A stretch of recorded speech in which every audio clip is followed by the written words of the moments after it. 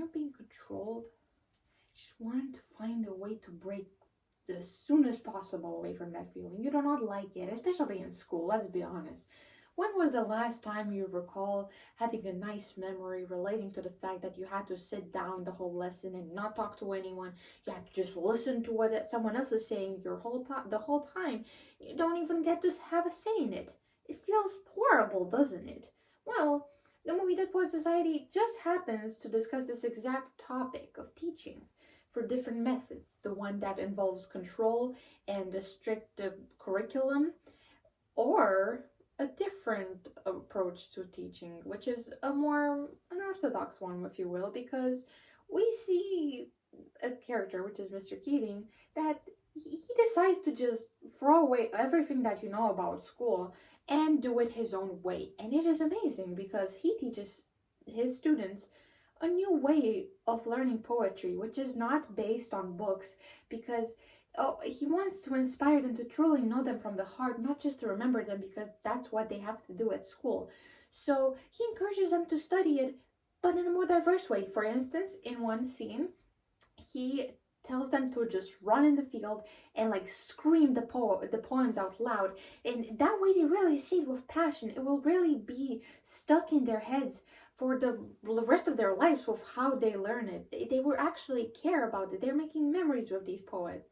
However, compared to how they used to teach them by the book, it almost felt like you're learning an algebra formula, because there was no real passion into it. They didn't even understand what they were repeating after the teacher. And this kind of changes the visions of how they think. And you see this for Neil and Todd, but mostly for Neil at first, because Neil has been controlled his entire life. And however, he didn't really care about it because he finds no struggle whatsoever to go behind his father's back to pursue his dreams. And in this case, it was to become an actor. And he decides to play in a certain school act, and gets really excited about this. He's actually happy to break free because after having lessons with Mr. Keating, he actually believes in his own strength and believes it's time to do it his own way. He feels ready, and so he does participate in this play, and he was really good. Really, really good. He was so good. He tells you so too. I promise you. He does. But after he plays, his father is not happy about it, and in this anger and fury of what his son did, he says he's going to take him away from the school and he is no longer allowed to participate in any other plays.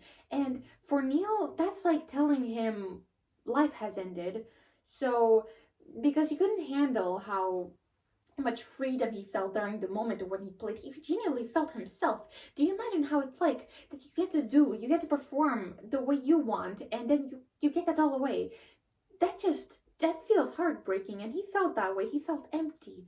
Once you take out the spark, he lost his light, so he ends up killing himself. And that is really not the way to go about it, in my opinion. But he really saw no other pathway, because after tasting the sweet taste of freedom, he didn't know how to go back to that. He didn't know how to follow a routine.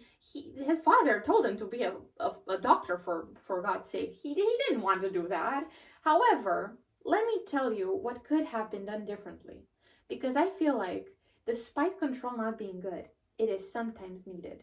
And in cases like this, it's a misuse of both freedom and control, because I believe in life, whether you like it or not, there has to be a balance. And while the boring lectures are as boring as they get, it's up to you to sometimes twist it around so that everyone gets what they want, even though I do agree sometimes that is not possible. However, in this case it was, and just hear me out, please, because just think about it. Neil might have, for the moment, not been able to perform any more plays for the time being. However, he could have still taken up the offer of continuing his degree as a doctor. But afterwards, after he was done with his degree, he could have pursued acting, which, in my opinion, in my views, it's perfectly fine, because he could have made his father satisfied and also make himself satisfied in the long run, because while he does like to play while he's 16, you don't really know if you want to do that when you're 40, do you? For instance, I used to really like running, and I wanted to be an athlete at some point, but that did not happen. That lasted like a few months, and I know maybe it's not the case for him. However, he could have picked it up after he finished his degree. There is no problem with that.